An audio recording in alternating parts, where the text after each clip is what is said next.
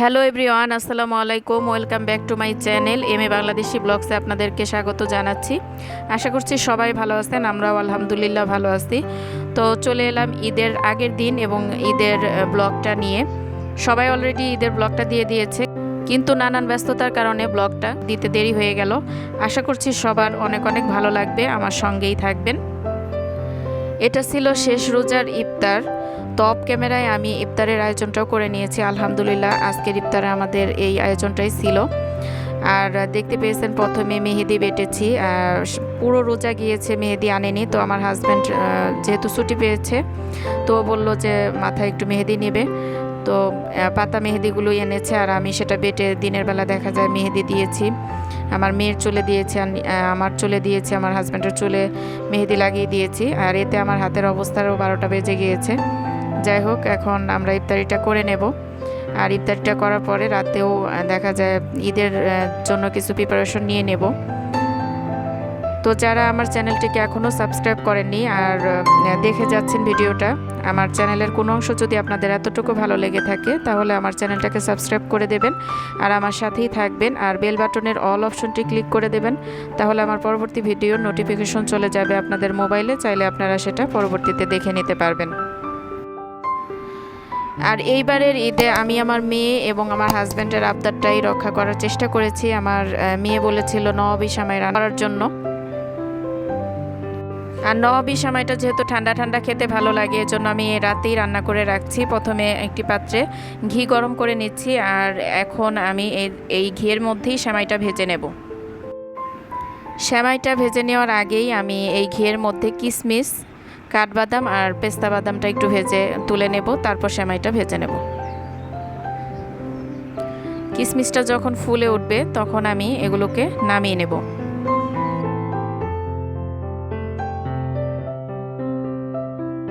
বাদাম আর কিশমিশ ভেজে তুলে নিয়েছি। এখন এর মধ্যে দিয়ে দিলাম সেমাইটা। এখানে 2 কাপ পরিমাণ লাচ্ছা সেমাই আছে। এখন মিডিয়াম আঁচে এটাকে ভেজে নিতে হবে, এটা যেন পুড়ে না যায় সেদিকে খেয়াল রাখতে হবে। আর এর মধ্যে পরিমাণ মতো চিনিও আমি দিয়ে দেব। চিনিটা আপনারা যার যার স্বাদ মতো দেবেন। তো আমি এখানে 1.25 কাপের মতো চিনি দিয়েছি।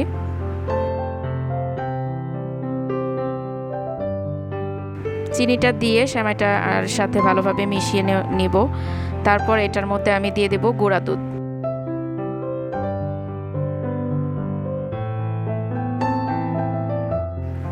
চিনিটা অলরেডি সেমাইয়ের সাথে মিশে গিয়েছে, সেমাইটাও মোটামুটি ভাজা হয়ে এসেছে। এই পর্যায়ে আমি 1/3 কাপ গুঁড়া দুধ 2 ভাগে দিয়ে দিচ্ছি। অল্প অল্প করে দিচ্ছি আর নেড়ে নিচ্ছি ভালোভাবে, কারণ গুঁড়া দুধটা পুড়ে যাওয়ার সম্ভাবনা রয়েছে, সেজন্য আস্তে আস্তে দিয়ে মৃদু হিটে ভেজে নিচ্ছি।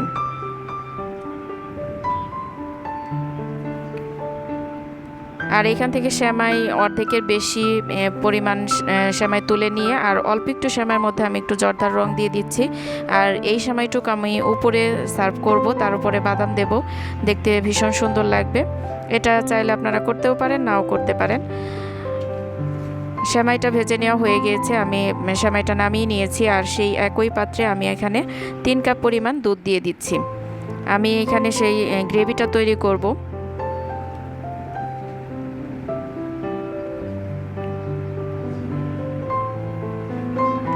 আর দুধটা বলক উঠে এসেছে, এই পর্যায়ে আমি কনডেন্স মিল্ক দিয়ে দিচ্ছি 1/3 কাপের মতো।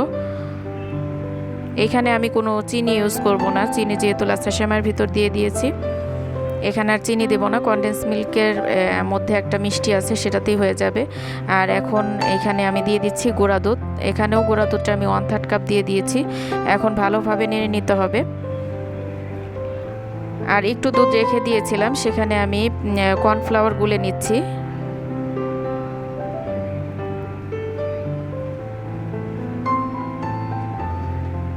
আর সামান্য এলাচ গুঁড়া দিলেও হয়, আমার এলাচ গুঁড়া ছিল না, সেজন্য একটা এলাচ দিয়ে দিয়েছি। আর একটা হ্যান্ড উইক্সের সাহায্যে এখন আমি কর্নফ্লাওয়ারটা দিয়ে ভালোভাবে নাড়তে থাকবো।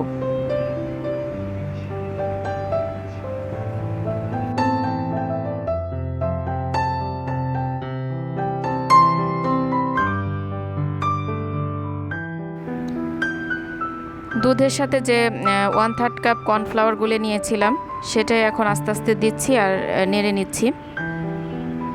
আর এটা দেওয়ার সাথে সাথেই নাড়া বন্ধ করা যাবে না। আর দেখতেই পাচ্ছেন এখন দুধটা কিন্তু ঘন হয়ে আসছে, এ পর্যায়ে আমি নামিয়ে নেব। আর সেমাইটা এখন সাজিয়ে নিয়ে গরম গরম দুধের গ্রেভিটা আমি এটার মাঝখানে একটা লেয়ারের মতো হবে ঢেলে দেব। গরম তাপেই নিচের সেমাইগুলো একটু নরম হয়ে যাবে আর উপরের সেমাইটা একটু ক্রিস্পি থাকবে।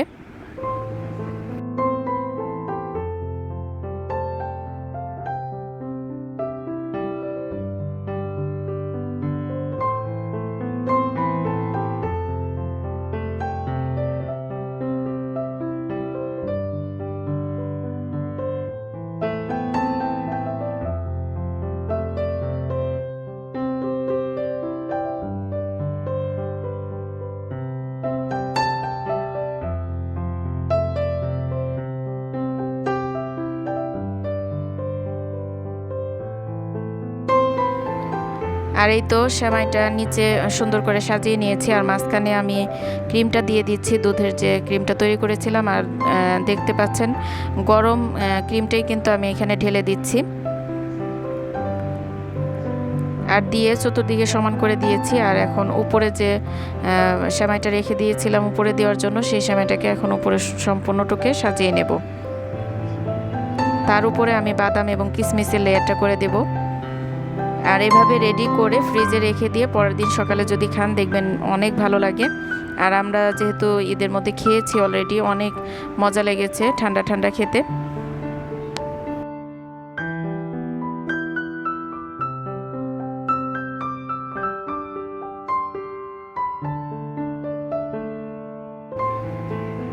আর এখন আমি বাদামগুলো উপরে ছড়িয়ে দিচ্ছি, ভেজে রেখেছিলাম সেই বাদামগুলো। আর দেখতেই পাচ্ছেন হাতের 12টা বেজে গিয়েছে মেহেদি দেওয়ার কারণে। যাই হোক, গ্লাভস পরে দেইনি, গ্লাভস পরে দিতে ভালো লাগে না, সেজন্য হাতেই দিয়ে দিয়েছি। আর এই তো তৈরি হয়ে গেল আমার নবী সেমাই। দেখতেই পাচ্ছেন লেয়ারটাও সুন্দর হয়েছিল আর খেতেও ভীষণ মজা হয়েছিল। এভাবে রেডি করে আপনারাও খেতে পারেন। আর চাঁদ রাত মানেই মেহেদি দেওয়ার ধুম পড়ে যায়। মেয়ে বলছিল কখন মেহেদি দিয়ে দিবে, মেহেদি দিয়ে দিবে। তো আমার ভীষণ টায়ার্ড লাগছিল, তো বলছে আমি বাম হাতে দিই, তুমি ডান হাতে দিয়ে দিবে। তো আমার মেয়ে নিজের হাতে নিজেই মেহেদি দিচ্ছে। কেমন হয়েছে আমার মেয়ের মেহেদি দেওয়া আপনারা কমেন্টের মাধ্যমে অবশ্যই জানাবেন।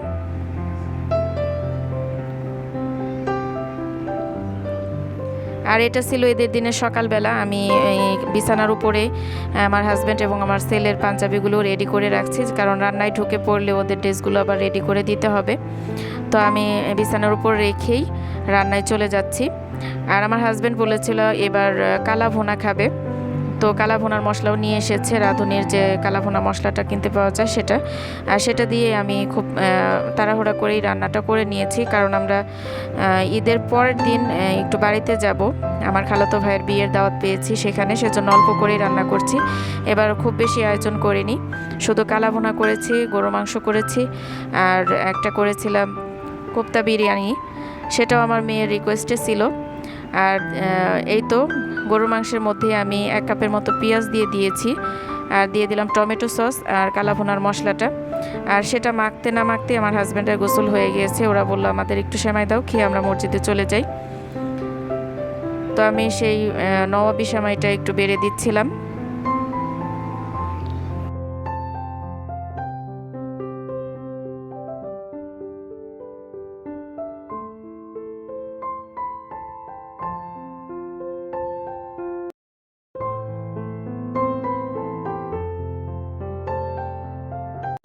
আর আমার ভিডিওতে লাইক এবং কমেন্টের সংখ্যা খুবই কম, তো সবাই যদি একটা করে লাইক দেন তাহলে তো আপনাদের কোনো ক্ষতি নেই, কিন্তু আমার অনেক উপকারে আসে।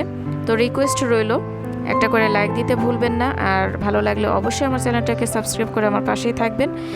আর ওদের সেমাই দিয়ে আমি চলে এসেছি গোশটাকে ম্যারিনেট করার জন্য। আর এখানে দিয়ে দিচ্ছি 1/2 চামচ সয়া সস, আর এখন দিয়ে দিলাম 1 কাপের কিছুটা কম সরিষার তেল, আর দিয়ে দিচ্ছি স্বাদ মতো লবণ। এখন আমি গোশটাকে ভালোভাবে মাখিয়ে নিচ্ছি হাত দিয়ে। আর এদিকে আমার হাজব্যান্ড আর ছেলে চলে গেল ঈদের জামাতে। আর পাশের চুলায় বসিয়ে দিয়েছি খিচুড়ি। আর আমি প্রেশার কুকারে সরাসরি বসিয়ে দিয়েছি, অন্য পাত্রে ইউজ করিনি, কারণ এখানে সিটি দেব। অন্য পাত্রে ইউজ করলে দেখা যায় আবার সেদ্ধ হবে না। আর পুরো রেসিপিটা শেয়ার করতে পারিনি। মোটামুটি হয়ে এসেছে, তখন আমি কালাভুনাটাকে একটু বাগার দিয়ে নিচ্ছি। প্রথমে পেঁয়াজ আর রসুন এবং শুকনো মরিচ ভেজে নিয়ে তার মধ্যে কিছুটা গোশ দিয়ে ঢেকে রেখেছিলাম, আর সেটাই এখন ঢেলে দিচ্ছি। আর অলরেডি কিন্তু আমি গোশটা সিটি দিয়ে নিয়েছি। আর দেখতেই পাচ্ছেন কালাভুনার কালারটাও চলে এসেছে। আর আমরা যেহেতু খিচুড়ি দিয়ে খাবো, একটু ঝোলঝোল রেখেছি। কালাভুনাটা সাধারণত ভাজা ভাজা করে, কিন্তু আমার বাসায় ঝোল ছাড়া চলে না, একটু সামান্য ভিজা ভিজা রেখেছি। আর এই তো টেবিলে সব সাজিয়েও নিয়েছি, ওরা চলেও এসেছে। আর আমার কোপ্তা বিরিয়ানিটা হয়নি এখনও, কিন্তু খিচুড়ি দিয়ে ওরা খেয়ে নিচ্ছে। সালাদও কেটে নিয়েছি, লেবু ছিল, আর ওরা আপু দইও এনেছিল, 7 আপ ছিল। আর ওদেরকে খাবারটা দিয়ে দেওয়ার কিছুক্ষণ পর আবার আমি কোপ্তা বিরিয়ানিটা রান্না করেছি। যেহেতু কোনো হেল্পিং হ্যান্ড নেই, আমার একা হাতে সব করতে হয়, তো অনেক ব্যস্ততার মধ্যে আর 1 মাস রোজা রাখার পর শরীরটাও বেশ টায়ার্ড ছিল, তো ওইভাবে আর বেশি কিছু আয়োজন করিনি। আর পরের দিন সকালবেলা যেহেতু আমরা চলে যাব দেশে, তো এই ছিল আমাদের ঈদের খুব সাধারণ কিছু আয়োজন। আর আমার প্রিয় আপুরা আপনাদের কার বাসায় কি কি আয়োজন করেছেন সেটা কমেন্টের মাধ্যমে জানাতে পারেন। আর এই তো আমি কোপ্তা বিরিয়ানির জন্য চিকেন কোপ্তাগুলো ভেজে তুলে নিচ্ছি। আর তারপর রান্নাটা শেয়ার করিনি, খুব খারাপ লাগছিল, তাড়াহুড়া করে রান্না করে এখন গোসল করে আমি একটু কোপ্তা বিরিয়ানি খেয়ে নিচ্ছি। আর ভালোই হয়েছিল কোপ্তা বিরিয়ানিটা। আমার মেয়ের খুব ফেভারিট এই কোপ্তা বিরিয়ানিটা, ও বললো এবারের ঈদে রান্না করে দিতে, তো ওর রিকোয়েস্টেই এবারের ঈদে এই সামান্য আয়োজনটা করেছিলাম। আর এখন দুপুরবেলা কোপ্তা বিরিয়ানিটাও সার্ভ করে দিয়েছি, দুপুরের খাওয়া দাওয়াটা ওরা করে নিচ্ছে। আর দুপুরে খাওয়া দাওয়ার পর একটু রেস্ট নিয়ে বেরিয়ে পড়েছিলাম একটু আমাদের বাসার পাশেই শনিয়াকড়া, তো একটু ফুচকা খাওয়ার জন্য আর একটু ঘোরাঘুরি করে আসলাম, কারণ ঘরেই বসে থাকতে ভালো লাগছিল না। ঈদের আমেজটা একটু বাইরেও ভালো লাগে, বাচ্চাদের নিয়ে একটু ঘুরে আসার জন্য একটু হাঁটাহাঁটি করে আমরা চলে এসেছিলাম। অনেক ভিড় ছিল। পরবর্তী ভিডিওতে দেখতে পাবেন আমার বাবার বাড়ির ব্লগ এবং আমার খালাতো ভাইয়ের বিয়ের ব্লগটি দেখার আমন্ত্রণ রইল। আর এবারের ঈদটা কার কেমন কেটেছে অবশ্যই কমেন্টের মাধ্যমে জানাবেন। আমাদের তো ভীষণ ভালো কেটেছে। আর আজকের ভিডিওটি এই পর্যন্তই। সবাই ভালো থাকবেন, সুস্থ থাকবেন। আল্লাহ হাফেজ, আসসালামু আলাইকুম।